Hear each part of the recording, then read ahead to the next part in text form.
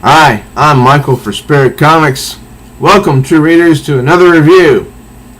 This one is of Wonder Woman, number 31, Children of the Gods, Part 1, written by James Robinson. I like this cover. It got my attention right away. And the two figures on the cover here is Giganta, someone you've probably not heard from in a long while, and this is Grail. Now we'll be finding out about them probably about halfway through the book. We start off with Wonder Woman saying, "Brother, no, don't!" And down here she says, "This is how I end." No, this is how it ends.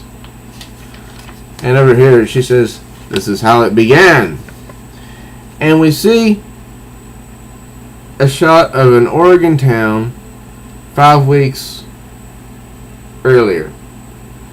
And the guy in red is Paul Jackson. He is someone that the townspeople have nicknamed Paul Bunyan. He lives on the hill by himself. He comes into town every now and then to get his groceries. And the lady here is giving him grief because he doesn't come in more often and spend time with those in the town. And he tells her basically that he likes his alone time, which, that's fine. So he drives back up to his cabin, Children of the Gods Part 1, and he gets out, and we see a nice shot of him right here. Down here we see a night shot of his cabin. So he goes outside and with one fell swoop chops down a tree. And a person down here says, "Nicely done, son of Zeus." And he is alerted. And here's Grail. She says, "Very nice indeed." And he's like, "Son of Zeus, okay, that applies to me, but who are you?" Aside from a very interesting character who blends in with the night. She says, "I'm Grail, daughter of Darkseid." And he says, "Okay, I know that name.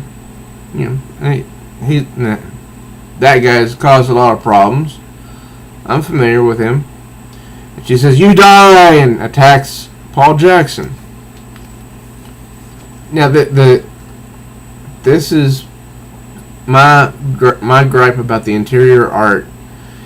Her suit, it blends in with the blue night sky.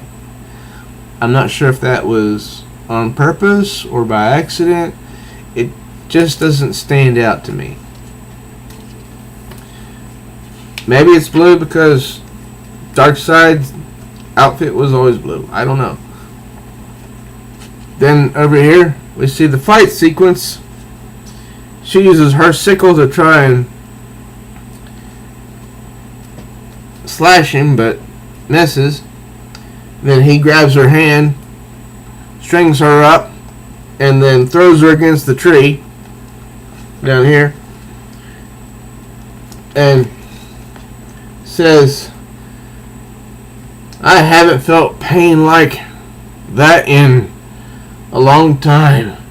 And she comes back after him, and he defends, knocking her back. And then he decides to lose the human disguise, as you can see the yellow energy around his body. And he transforms into something else. He says, "Let me be Hercules, unbound." Now this is a good suit. It stands out from the night sky. The shades of brown wrapped in,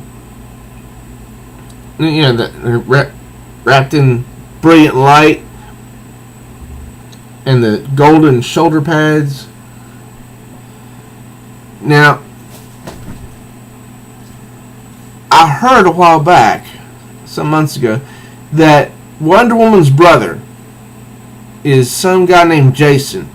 And this story is taken from another story called The Dark Side War that was in the New 52.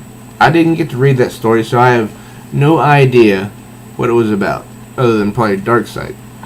So, back here, he smashes this tree down, picks it up, and is gonna whack her with it. Needs a good whacking. And she attacks him again with her sickle.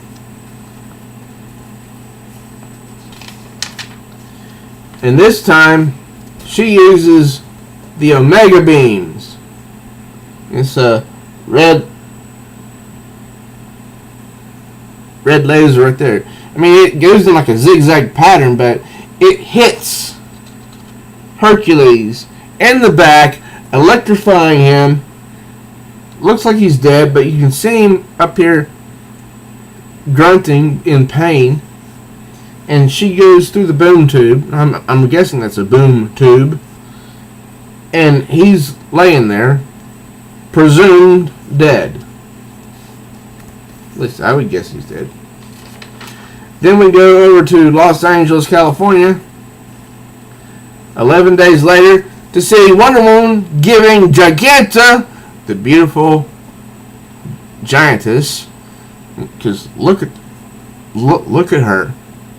That you don't see much of that in anymore in comics.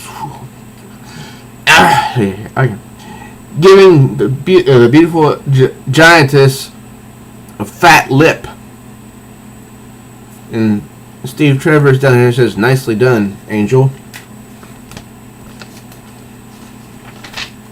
And then Giganta falls to the ground, and she says, "Not finished yet, Steve." So she has to catch Giganta so that she doesn't smash these people who are running for their lives. And she says, "I found in the past that if I don't catch Giganta really quickly, and she will demolish an entire neighborhood block," or something like that. And then over here she's saying how that she enjoyed that, and Trevor's like, "Well, as long as you're happy," because he can't figure out why she would enjoy it. And she says, after the past few months of not knowing what's real and what's not, a good old-fashioned, superhero, supervillain knockout, it's kind of nice. And he said, "A palate cleanser?" She's like, "Yeah, it's really good."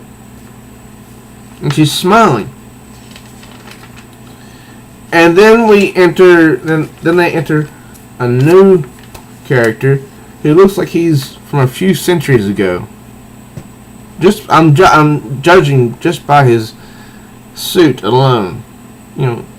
It looks so old. And he trades insults with Steve Trevor. But Steve Trevor is trying to be the polite one here. And he says, "I know something about your relationship with Wonder Woman. It's basically a knight and princess. But this princess can seem to handle her own." And down here she says, "He's right, Steve. Let me handle this." And she says, "What can I do for you?" And he says, "It's what I can do for you." And then he dances around the truth a little bit and asks Wonder Woman, "Do you know who Paul Jackson is?" And she's like, "No, never heard of him." And says, "Well, maybe you'll know him by his other name, because you are the heir to Hercules' fortune." And a person can only be heir to a fortune, at least to my knowledge, if they're blood related. And she is shocked as can be. Over here, somewhere else, Grail gives the collected energy from Hercules to this hand and says, "Not enough, though. At least not for me." And this little teen preteen boy says, "We knew this would take time, and Zeus has many other children on Earth." And that preteen boy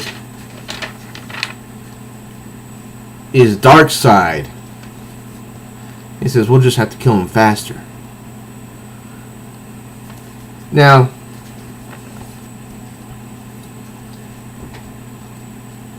I enjoyed the story, and I enjoyed most of the artwork, except for Grail's blue uniform against the blue sky, the blue night sky specifically, because it took place during the night when Jackson was trying to chop down a tree and, just minding his own business.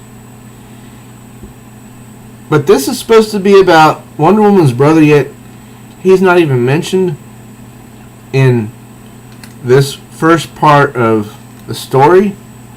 But yet, I heard something about this many months ago, and supposedly her brother's name is Jason, and the story comes out of somewhere in the New 52, which I did not read DC Comics or Marvel Comics at that time. But I can't help the feeling that Wonder Woman's brother is actually Hercules. And now, why do I say that? Well, look at the energy surrounding Hercules right here. Look at the energy surrounding him. That reminds me of Wonder Woman's lasso of truth.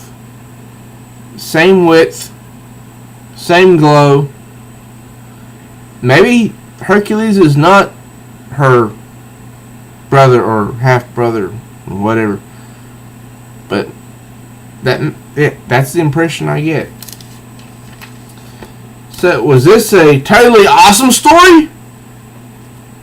I wouldn't say it's totally awesome, because it was slow in places, and I'm not saying the intro was slow, because they needed to set up the plot for this story.